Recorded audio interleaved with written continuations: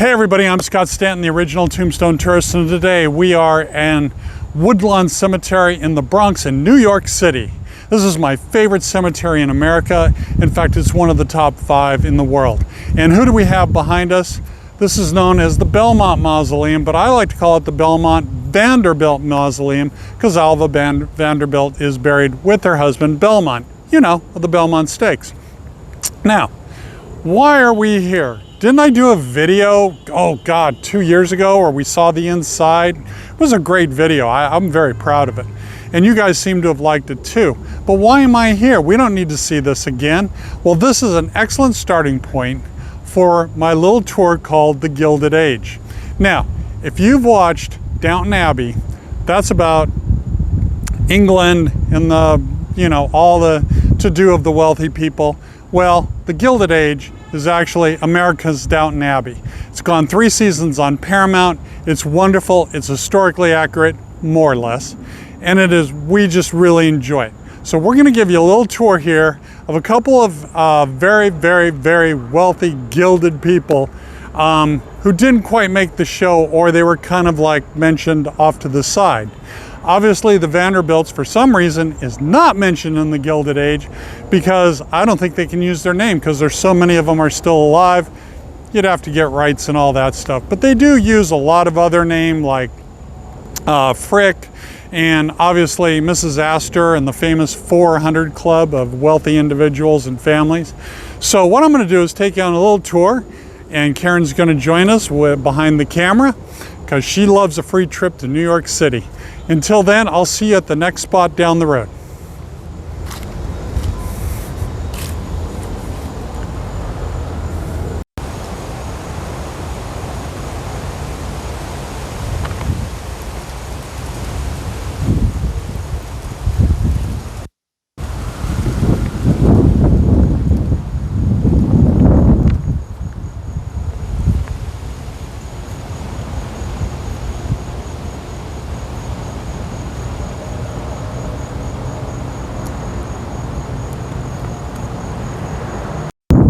Okay, our first stop is less than a couple hundred yards away from the Belmont Vanderbilt Mausoleum, and this is W.A. Clark, better known as William Andrews Clark.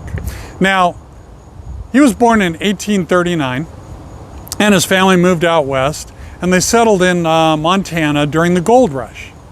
And he became a school teacher, and then he became a prospector, and then he said, no, I want to go into the business side of prospecting. And he founded the largest copper mine in Montana, and he was known as one of the 3 copper kings of Montana. Makes no sense, there can only be one king, but there was 3 of them. Now, the great thing was he got extremely wealthy from this operation. The bad news is he pretty much destroyed environmentally huge swaths of Montana around the Butte area. The drinking water today is almost impalatable. And his toxic waste sludge and dumping had ruined the landscape for centuries. But hey, he got rich. That's the important thing. Let's keep our priorities straight. He then ran for US Senator, but he couldn't do that honestly. So he paid off politicians and legislatures and judges until he got into a seat in the Senate for 6 years. He was also involved in, what did he do? The infrastructure of Las Vegas, Nevada. And so that's why it's called Clark County today. Now, when he died in his New York City, Manhattan, 5th Avenue mansion at the age of 86. He was perhaps the wealthiest man in the world, valued at over $4.4 billion in today's money. Now, guess what? He's not the most famous person buried in this mausoleum. No, sir. That would go to his daughter, Huguette Clark. I believe I'm saying that right. Huguette. Now, Ms. Clark was his daughter. She was an artist of some renown, spoke several languages and was very educated. She was married very, very briefly, and from then on, very private. Very few people outside of her servants saw her. Now, how did she become famous?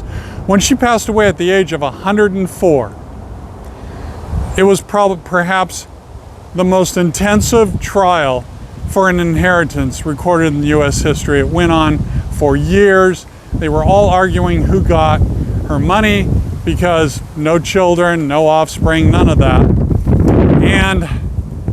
But the fascinating thing was, her last 20 years or so, she lived in a hospital, doctor's hospital in Manhattan. She wasn't sick. She went in for a minor operation. It was very successful, took a couple days, and she said, I'm comfortable. And she lived in this sparse, simple room. Now, what is the name of the book that made her famous? Empty Mansions. For 50, 60 years, she had mansions in Connecticut, Santa Barbara, California. Her two-story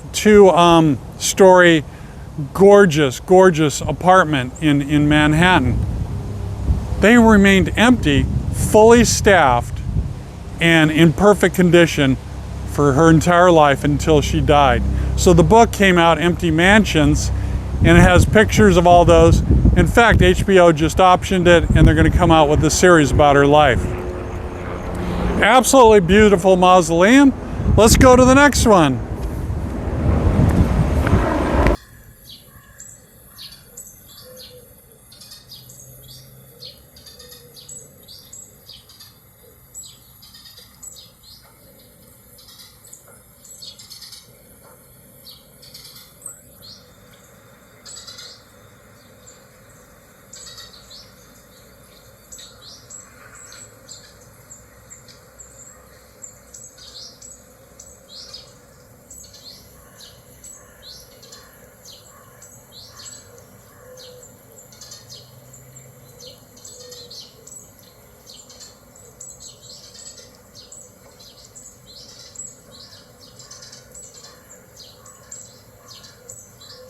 Okay, so we just came from William Clark's mausoleum, and the difference between William Clark and this gentleman here, Mr. Jay Gould, is Jay Gould would screw anybody over. The average investor, a bank, his rich friends, he didn't care. All he cared about was money. He is considered the original robber baron, and if you watch the Gilded Age, he's in those meetings when they're dividing up the railroads. Now, they call him, the original robber baron, but I call him the original rat bastard. He was truly a horrible individual. He didn't care if he was in society's top 400, Mrs. Astor's list. He didn't care about any of that. He didn't care about the giant mansion on Park Avenue. He lived outside on the Hudson, beautiful home. It's called Lyndhurst. You can tour it today. It is quite nice. So let's get back to Jay Gould. So Jay Gould originally made his money in map making and surveying, and he took that and he bought a tannery business and he made his first fortune. So when he made his first fortune, he started dabbling in railroads. He took a heavy position in the Erie Railroad, and this is how he would screw over everybody. So he started to own the banks and use other people's money. And then he would announce some bad news, short the stock, make a ton of money, then reverse the news, buy it all back, it would skyrocket. People are losing fortunes of what he's doing. He was not only manipulating the individual stocks, but he was manipulating whole markets. From 1967 to 72, he was the terror of Wall Street, and that is not an exaggeration. In fact, he caused the collapse, the first Black Friday, I believe it was in the 1870s, but he tried to corner the gold market, and the government came in and passed some regulations and crashed the whole thing. He offloaded all his gold. It was just really terrible what he did. People were losing their lives and their fortunes and their houses. Really, truly an awful man. And as the Gilded Age, the TV series on Paramount, as they project him, he's actually in that, and he's in the meeting with all the other railroad guys, and they're trying to divide up the railroads and whatnot. And he actually, you know, consolidated his earnings, and he saw the westward expansion as a huge opportunity. And he bought huge positions in Union Pacific and the Missouri Pacific, and he ended up going out west. He bought a huge position in Western Union Telegraph.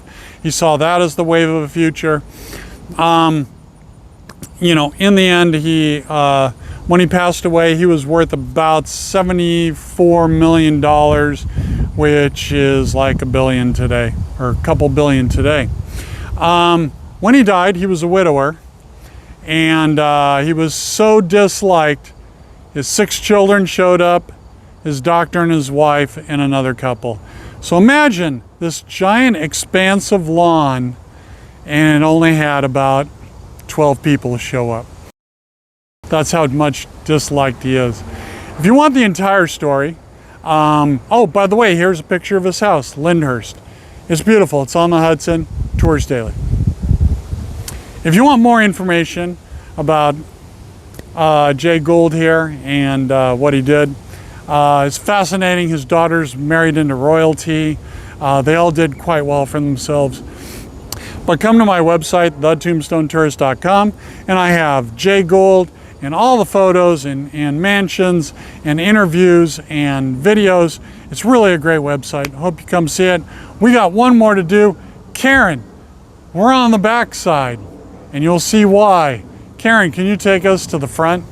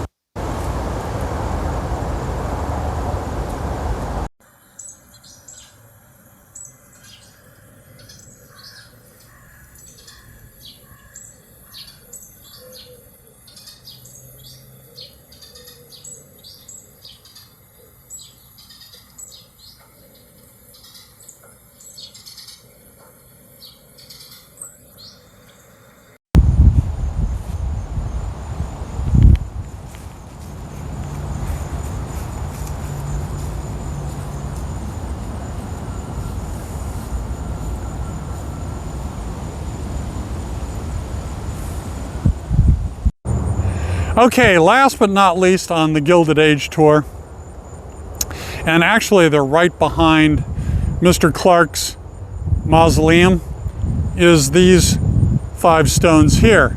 This is the Twombly family. They are last but certainly not least. They have not been mentioned, but they were in Mrs. Astor's 400 Club.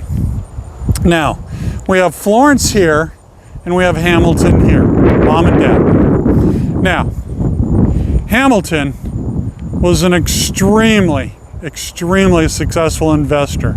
He invested all of Florence's money and had a clientele, and he traded in railroads and steel and all the up-and-coming industries throughout America, and made a lot of money for both Florence and her family, and he should. And that's quite important because this is Florence Vanderbilt Twombly. And he took care of the Vanderbilt money, or a big portion of it. Very, very successful. Now you're probably saying, Scott, I imagine being rich is all fun and games and peaches and cream. Sadly, no. Let's go over here. Now this is Alice. Now Alice was 15 years old when she came down with pneumonia, and died, I believe, on the day or within a day or so of what was to be her 16th birthday coming out party, where she was a woman. So they lost the daughter very early. This is Hamilton Jr. He took a road trip up to New Hampshire with a group from the school of the Groton School, and I believe he was a camp counselor. And 3 weeks in, he went out for a swim out in the lake. He cramped up and drowned before the other kids could get to him. So very sad, and Hamilton had to bring his body back on the rail car, and he rests here today. Now way over here, we have Ruth, and she was the very definition of a spinster. She loved her mom, who lived to be 98 years old. She lived with her mom her entire life. Never married, never had children, never had anything. And she died 2 years after she lost her mom. Now Florence, here, and I believe I have a picture of her, is considered the very last matron of the Gilded Age. She was the very last of the Astor 400. She lived to be 98, died in the 50s or 60s. A very elegant woman, and everybody loved her. Now you're probably going, Scott, great, rich people, people that would never talk to me if I met them on the street. Why are we here? Okay, well, I love old houses. And you know what they did? Hamilton loved Florence so much, he purchased a giant estate out in New Jersey, and he built the 10th largest residential home mansion ever conceived. Here is a hallway. This is just the frickin' hallway. And here's another picture of the mansion. And then what happened when she passed away? And she gave the school away, I believe, or she gave it away to what is now known as Fairleigh Dickinson University. And that is their mansion out there. So if you go to that university, when you go into certain classrooms, they have a picture of what that room used to be. So you could be in the IT training center, but that used to be their drawing room. Or you're in this room and it used to be billiards. Absolutely fascinating, and I understand they don't do tours regularly, but when they do, they're fascinating. That does it for me. This is my Gilded Age tour of Woodlawn Cemetery. That's only 3. You gotta remember, 400 acres, 1,700 mausoleums, and I don't even know how many monuments there are. But there's plenty more to do. Let me know if you want to see any others. I've got lots of rich people here. Until then, thank you very much. I'm Scott Stanton. Check out my website. You guys are awesome. I'll see you on the road.